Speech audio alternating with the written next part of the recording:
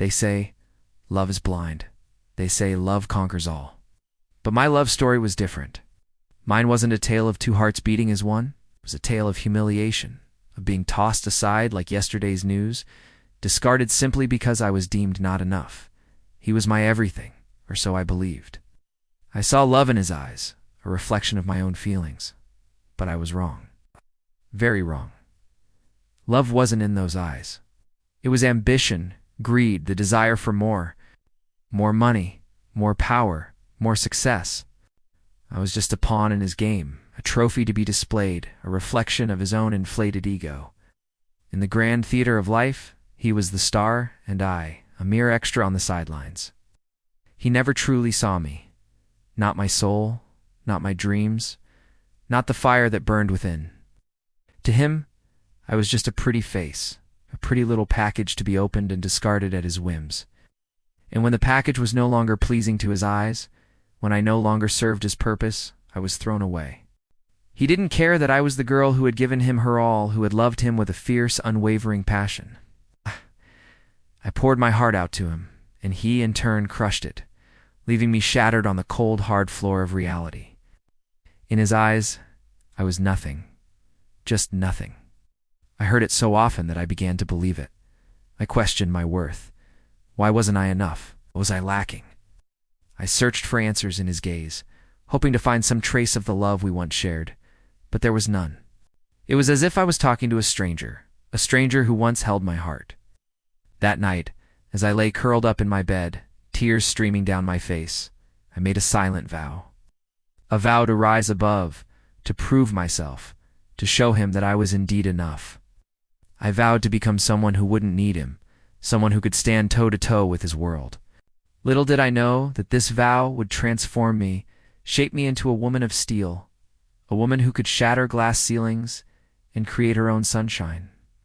The pain of rejection was my fuel, the doubt in his eyes, my motivation. Well, he saw nothing in me. I saw a universe waiting to be explored.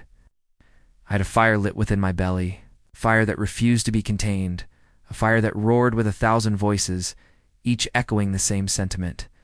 Show him how wrong he is. Show him that you are enough. The journey was arduous. There were times when I stumbled, when the weight of his words threatened to pull me under. But each time I fell, I picked myself up, brushed off the dirt, and started again. With each step, I shed a layer of the girl he had known, revealing the woman I was meant to be. Read voraciously, consumed knowledge like a starving soul, and honed my skills until they gleamed like polished gems. I worked tirelessly, pouring my heart and soul into every endeavor. I dared to dream big, setting goals that seemed to touch the sky, goals that once appeared unattainable. Yet with each goal achieved, my confidence soared. Years rolled by, marked by sweat, determination, and an unyielding spirit. The shy, insecure girl he had discarded was gone. In her place stood a confident, successful woman, ready to take on the world. The world noticed me. People saw me, not because of any man, but because of my own achievements. My name echoed in boardrooms, my face graced magazine covers, and my ideas were sought after. I had arrived. But amidst all the applause and accolades, I remained grounded. I knew it wasn't luck or chance that had brought me here. It was the pain of rejection, the burning desire to prove myself, and the relentless pursuit of excellence. Looking back, I realized that the day he had rejected me was the day I had become unstoppable. It was the day my true journey began. Then came the grand gala, a celebration of success, a congregation of the elite. I stood tall in a gown that shimmered like starlight, my head held high, my eyes shining with the light of 1,000 victories. In the crowd, I saw him again, Daniel, the man who had seen nothing in me. His eyes, once filled with admiration and desire, were now wide with surprise and a hint of desperation. His smile, once directed only towards me, now faltered as he saw the attention I was receiving from others. He approached me, his steps hesitant, almost like a wounded animal trying to regain its lost territory. The shock on his face was evident. "You, is it really you?" he stammered, his voice betraying the composure he had once exuded. His usual charm was absent, replaced by a nervous energy that made him appear almost alien-like. A surge of emotions coursed through me, a mix of triumph, disbelief, and a strange sense of pity. Here was the man who had once looked down on me, who had deemed me unworthy, now acting like a desperate suitor. But I didn't stoop to his level.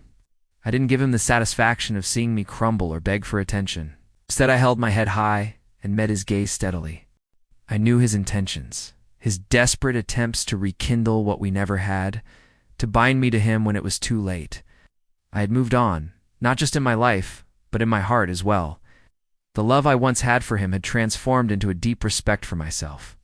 Over the next few days, I received a barrage of calls and messages from him. At first, they were subtle, tentative probes to see if I would budge. But as I held firm, his tone changed, becoming more insistent, more pleading. He tried every trick in the book, from feigning concern to outright manipulation. But I resisted, my resolve strengthening with each passing moment. Then came the night that revealed his true colors. I was hosting a fundraiser, an event I had poured my heart and soul into. As I stood on the stage about to address the crowd, I felt a tap on my shoulder. Turning around, I found Daniel, his eyes filled with a desperate plea. "Just listen to me," he whispered urgently, pulling me aside. "I know I messed up, but I can fix it. Give me another chance.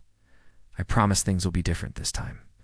His words hung in the air, thick with desperation, but I couldn't bring myself to give him that chance, to risk the happiness I had built for a love that had never been real.